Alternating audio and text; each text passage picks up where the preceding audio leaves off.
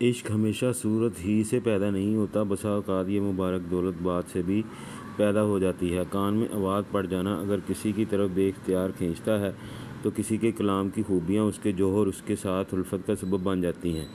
کسی کے ساتھ عشق پیدا کرنے کی تدبیر اہل فن نے بھی لکھا ہے کہ اس کی خوبیوں کا استحضار کیا جاوے، اس کے غیر کو دل میں جگہ نہ دی جاوے، جیسا کہ عشق طبع میں یہ سب باتیں بے اختیار ہوتی ہیں۔ کسی کا حسین چہرہ یا ہاتھ نظر پڑ جاتا ہے تو آدمی صحیح کرتا ہے، کوشش کرتا ہے کہ بقیہ اعضاء کو دیکھے تاکہ محبت میں اضافہ ہو، قلب کو تسکین ہو۔ حالانکہ تسکین ہوتی نہیں، مرض بڑھتا گیا۔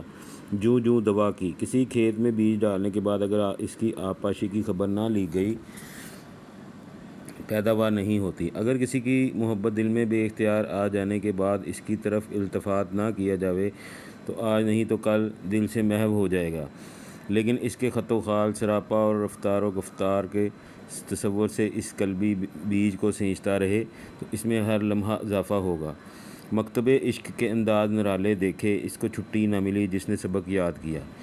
اس سبق کو بھلا دو گے فوراً چھٹی مل جائے گی، جتنا یاد کرو گے اتنی ہی جکڑے جاؤ گے۔ اسی طرح کسی قابل عشق سے محبت پیدا کرنی ہو تو اس کے کمالات، اس کی دل آویزیوں کو متنبع کرے، جوہروں کو تلاش کرے، جس قدر معلوم ہو جاوے اس پر بس نہ کرے بلکہ اس سے زیادہ متلاشی ہو کہ فنا ہونے والے محبوب کے کسی ایک عضو کے دیکھنے پر قناعت نہ کی جاتی ہو، اس سے زیادہ کی ہوس جہاں تک امکان ہو باقی رہتی ہے۔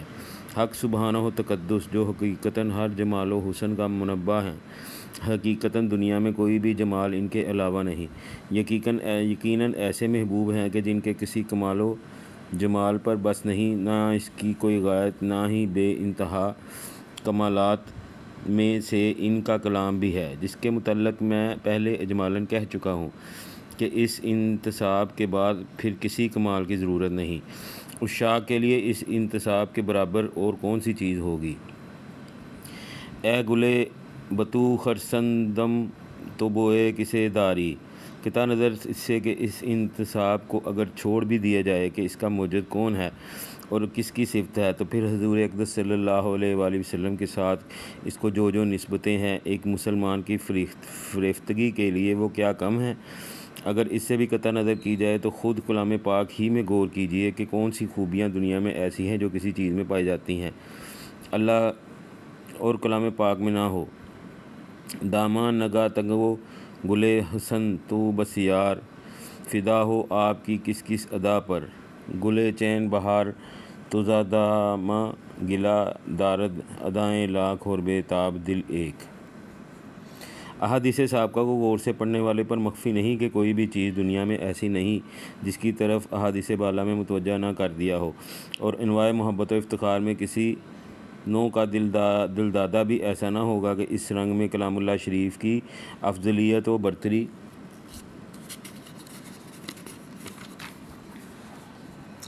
اس نوع میں کمال درجہ کی نہ بتلا دی گئی ہو۔ مثلاً کلی اور اجتمالی بہترائی جو دنیا بھر کی چیزوں کو شامل ہے، ہر جمال و کمال اس میں داخل ہے۔ سب سے پہلی حدیث نے کلی طور پر ہر چیز سے اس کی افضلیت اور برتری بتلا دی۔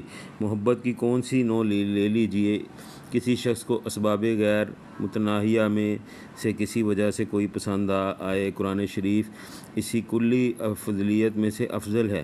اس کے بعد بالعموم جو اسباب تعلق و محبت ہوتے ہیں، جزیات و تمثیل کے طور سے ان سب پر قرآن شریف کی افضلیت بتلا دی گئی۔ حدیث نمبر 2، اگر کسی کے ثمرات اور منافع کی وجہ سے کسی سے محبت ہوتی ہے تو اللہ جل شانہ کا وعدہ ہے کہ ہر مانگنے والے سے زیادہ عطا کروں گا۔ اگر کسی کو ذاتی افضلیت، ذاتی جوہر، ذاتی کمال سے کوئی بھاتا ہو تو اللہ جل شانہ نے بتلا دیا کہ دنیا کی ہر بات پر قرآن شریف کو اتنی ہی فضیلت ہے جتنی خالق و مخلوق پر، آقا کو بندوں پر، مالک کو مملوک پر۔ اور اگر کوئی مال و متاع، حشم و خدم اور جانوروں کا گرویدہ ہے اور کسی نوع کے لیے جانور پالنے پر دل کھوئے ہوئے ہے تو جانوروں کے بے مشقت حاصل کرنے سے تحصیل کلام پاک کی افضلیت پر متنبع کر دیا۔ اللہ تعالیٰ نے ہم نے جو پڑھا ہے اس پر ہمیں عمل کرنے کی توفیق عطا فرمائے۔ اوکے، بائے بائے، اللہ حافظ۔ پلیز جو لوگ میری ویڈیوز دیکھتے ہیں وہ پلیز میرا چینل ضرور سبسکرائب کیا کریں تاکہ مجھے ایک موٹیویشن پیدا ہوتی ہے کہ میں آپ کے لیے اچھی سے اچھی ویڈیو لے کے آئیں۔ اور جو ہے وہ نوٹیفیکیشن کا بٹن ضرور آن کریں تاکہ ہر نئی آنے والی ویڈیو آپ کو مل سکے۔ اپنی دعاؤں میں بہت یاد کر رکھیے گا۔